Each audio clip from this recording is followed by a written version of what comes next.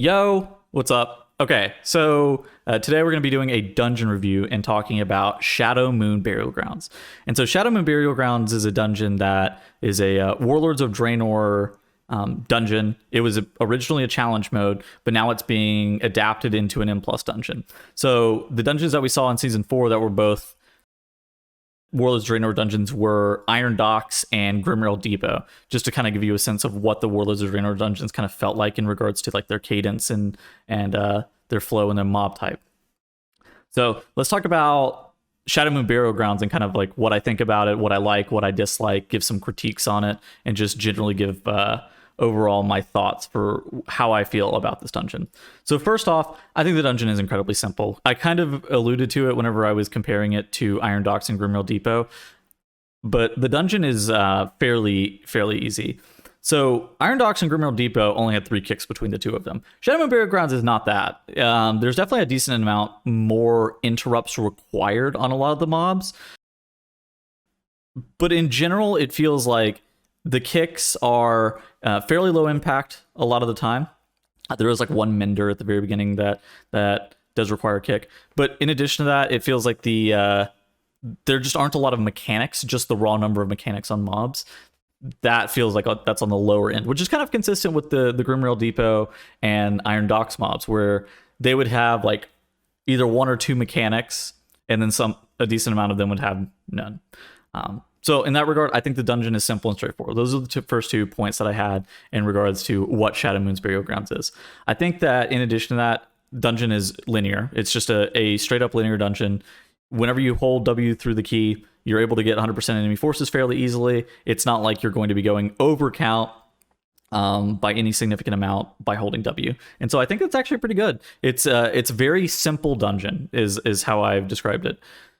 I think that another thing that I've noticed in this dungeon is that there's a lot of pad trash. There's a decent number of mobs that just kind of white swing on your tank. I mean, you even saw right there, we just summoned these exhumed spirits. So how these spirits get summoned is you walk over these like tombs, and then the exhumed spirits pop out of the ground. I mean, they don't really do anything except for white swing on your tank. And there's not a lot, but not an insignificant amount of trash that just sits there and white swings on your tank. And so I've described it as a lot of pad trash. I think that it's nice to actually have a decent balance of trash that have very intricate mechanics and then trash that doesn't do a lot. And so I think that this was like a little bit refreshing to see. There was some trash that like you could pretty reliably pull with bosses, and you weren't overly concerned about just doing it with the bosses. Now, let's talk about the bosses. I actually think that there are 4 bosses in this dungeon. I think that overall they're pretty decent, but they do facilitate one strong damage type, which is like really good target swapping, because 3 out of the 4 bosses require pretty heavy like burst target swapping. You saw it on this fight. Whenever I went downstairs, I had to kill an ad, and then I come back upstairs and I have a 40% damage amp. But I have to kill that ad within 15 seconds, otherwise I die. In addition to that, there's the first boss, which summons ads on the far side of the room, and you have to kill them or they die. And then Ner'zhul obviously has the walking Painsmith wall-esque mechanic where you have to kill one of his ads or you get run over and killed off.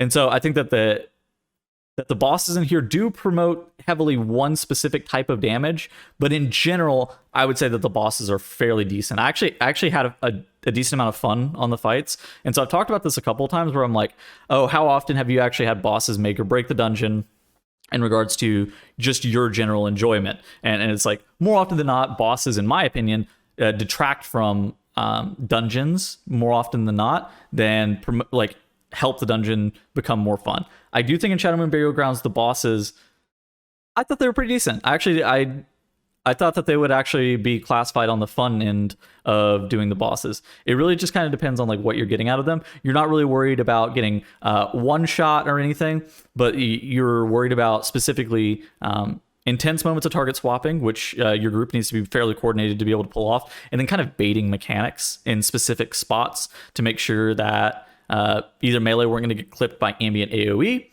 or like the puddles, they weren't going to get inhaled, that kind of thing. So let's talk about the critiques of the dungeon. I think that you can't really die outside of bosses.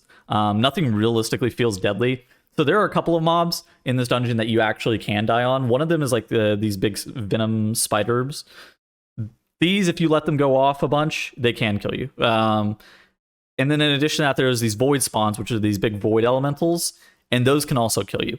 Outside of those 2 mobs in the whole entire dungeon, there isn't really much of a way for you to realistically die on this trash. In addition to that, nothing really feels deadly either. And like I said earlier, only a few mobs have more than 1 mechanic, and quite a few have 0. Karassus was going through just the spell data on all of these mobs in the dungeon earlier, and he was saying, oh, this is interesting. There's not a lot really going on just with the mobs in this dungeon in general, which I actually think is nice. It's a little bit refreshing that not every mob has just 100 mechanics.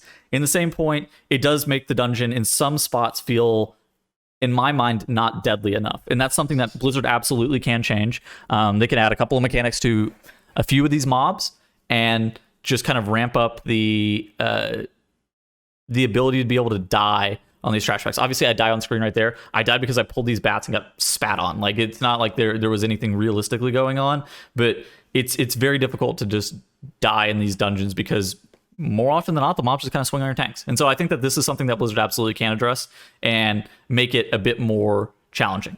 And not that every mob, again, not that every mob needs a mechanic, like a bunch of mechanics or 100 casts that you have to interrupt, but I at least think they should have a little bit more than what they currently have, which is a weird critique to have. One of the high points, I think the dungeon's pretty fast, and I think it's got strong bosses. So overall, this dungeon is a 33-minute timer. Most of the dungeons are around that 30-minute mark in Dragonflight, and so this dungeon's in the 33-minute timer. We slammed this dungeon really fast. I think that we were two-chesting it fairly consistently on like a 15 fortified. Obviously, 15 is not the hardest thing, especially at the gear level we are scaled up to. I think we're scaled up to like 395, something around those lines, around the 400 item level. So 15 is not the most dangerous thing. But compared to some of the other dungeons on 15, this dungeon on 15 felt very fast. Kind of. There was a couple of the legacy dungeons that felt like, actually, honestly, all of the dungeons that we've tested so far, Court of Stars, Halls of Valor, and now Shadowmoon Burial Grounds on the 15 mark, they've all felt pretty easy. But I think that, like, in general, one of the high points of this dungeon is that it's pretty fast and it has strong bosses. I think that those are the two big things that I really did like about this dungeon in general. Is just like structurally how the bosses worked, and then how fast it was.